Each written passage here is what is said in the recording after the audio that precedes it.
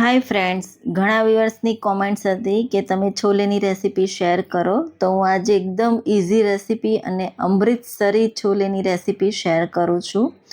તો બહુ ટેસ્ટી અને આ જ રીતે તમે જો એકવાર બનાવી લીધી તો વારંવાર આ જ રીતે બનાવશો, એટલી ઇઝી રેસીપી છે. તો ચાલો શરૂ કરીએ.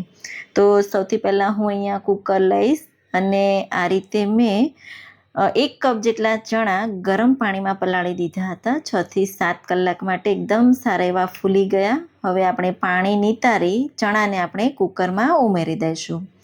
સાથે આપણે એક મસાલો રેડી કરવાનો છે. તો મેં અહીંયા એક મલમલનું કપડું લીધું છે, એમાં 1 ચમચી આપણે ચા લઈશું.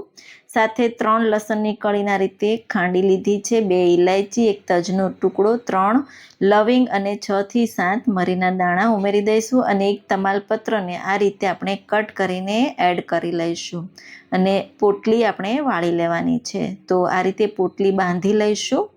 તો એકદમ થોડી ટાઈટ એવી પોટલી બાંધવાની, જેથી મસાલો અંદરથી બહાર ન આવે. તો આ રીતે મેં પોટલી વાળી અને કુકરમાં એડ કરી લીધી છે. સાથે આપણે મીઠું ઉમેરી દઈશું. તો આ રીતે કુકરમાં મૂકી દેવાની અને આ રીતે તમે છોલે બાફશો એટલે ટેસ્ટ બહુ સારો એવો આવશે મસાલાનો. સાથે સ્વાદ પ્રમાણે મીઠું અને 1 ચપટી જેટલા ખાવાના સોડા ઉમેરી અને 1.5 કપ જેટલું પાણી ઉમેરી દઈશું. તો આ રીતે ચણા ડૂબે એટલું પાણી આપણે એડ કરવાનું છે અને પ્રેશર કુકરનું ઢાંકણ ઢાંકી 5 થી 6 વિસલ કરી લઈશું. તો એ થાય ત્યાં સુધી આપણે બીજી તૈયારી કરી લઈએ. તો મેં અહીંયા 2 મીડિયમ સાઇઝની ડુંગળી લીધી છે, ઝીણી આપણે કટ કરી લઈશું. તો આ રીતે સાથે મેં અહીંયા 2 ટામેટાં લીધા છે. તો સાઇઝમાં મોટા લીધા છે, જો નાના હોય તો તમારે 3 લેવાના. તો આ રીતે આપણે ટામેટાની ગ્રેવી રેડી કરી લઈશું. તો 2 ટામેટાં મેં કટ કરી લીધા છે. હવે 1 ઇંચ આદુનો ટુકડો ઉમેરી દઈશું. સાથે આપણે 5 થી 6 લસણની કળી અને 2 લીલા મરચાં, તો મેં મીડિયમ તીખાસવાળા લીધા છે, આપણે એડ કરી લઈશું અને આપણે એની ગ્રેવી રેડી કરી લેવાની છે. તો બીજી બાજુ આપણે 4 થી 5 વિસલ થઈ ગઈ છે.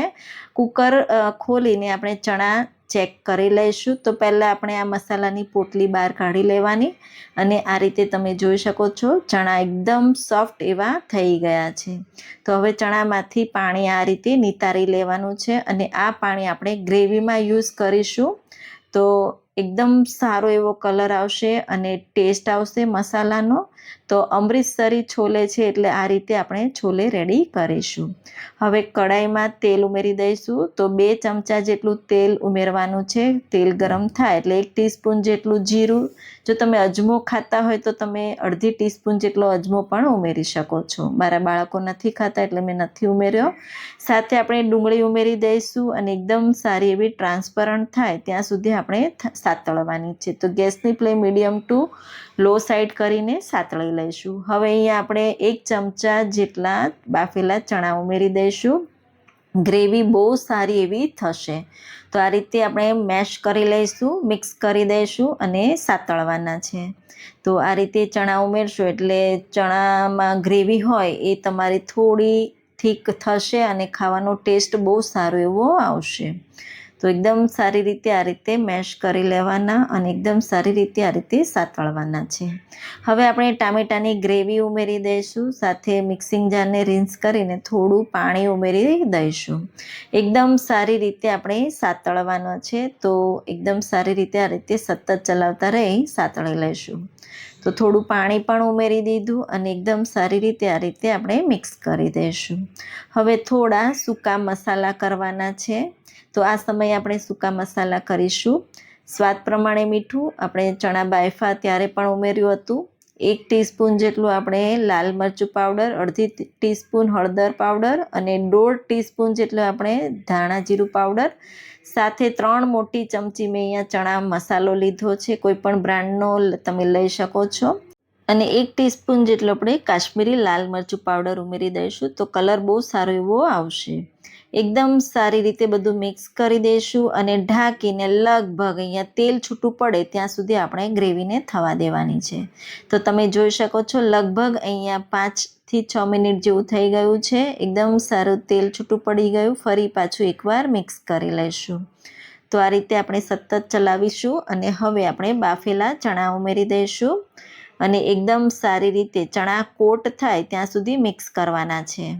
તો તમે જોઈ શકો છો આ રીતે આપણે બધા ચણા મિક્સ કરી લઈશું અને હવે આપણે જે ચણાનું પાણી નિતાર્યું હતું એ આપણે આ રીતે ઉમેરી દેવાનું છે. ગ્રેવી બહુ સારી એવી અને મસાલો એકદમ સારો એવો ટેસ્ટી લાગશે.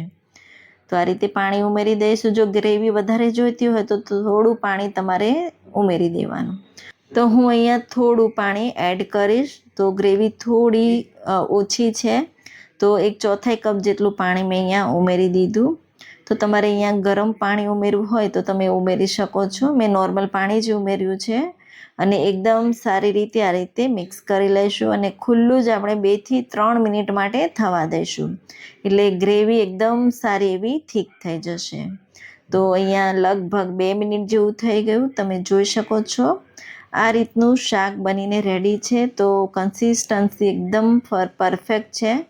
હવે આપણે ઉપરથી એક વઘાર કરીશું. તો મેં અહીંયા 1 ચમચી જેટલું ઘી લીધું છે. ઘી ગરમ થાય એટલે 1 ટીસ્પૂન જેટલું કાશ્મીરી લાલ મરચું, 1 ટીસ્પૂન જેટલો ચણાનો મસાલો, છોલે મસાલો સાથે લીલા મરચાં અને કસૂરી મેથી ઉમેરી એકદમ સારી રીતે આ રીતે વઘારને રેડી દઈશું અને મિક્સ કરી દઈશું. તો અમૃતસરી છોલે બનીને રેડી છે. તો પરફેક્ટ કન્સિસ્ટન્સી છે. તો આ જ રીતે તમે છોલે બનાવશો તો બધાને બહુ જ ભાવશે. ઉપરથી થોડા લીલા ધાણા ઉમેરી એકદમ સારી રીતે મિક્સ કરી દઈશું. તો તમે આ ચણા છોલે ભટુરે સાથે પણ ખાઈ શકો છો, નાન સાથે પણ ખાઈ શકો છો. તો ગરમા ગરમ છોલેને આપણે સર્વ કરીએ. તો આ રેસીપી જરૂરથી ટ્રાય કરજો. મેં અહીંયા લીલા મરચાં પણ સર્વ કર્યા છે. તો મારાથી રહેવાનું નહીં તો હું અહીંયા ટેસ્ટ કરું છું. સુપર રેસીપી બની છે. જરૂરથી ટ્રાય કરજો. રેસીપી ગમી હોય તો લાઈક કરજો.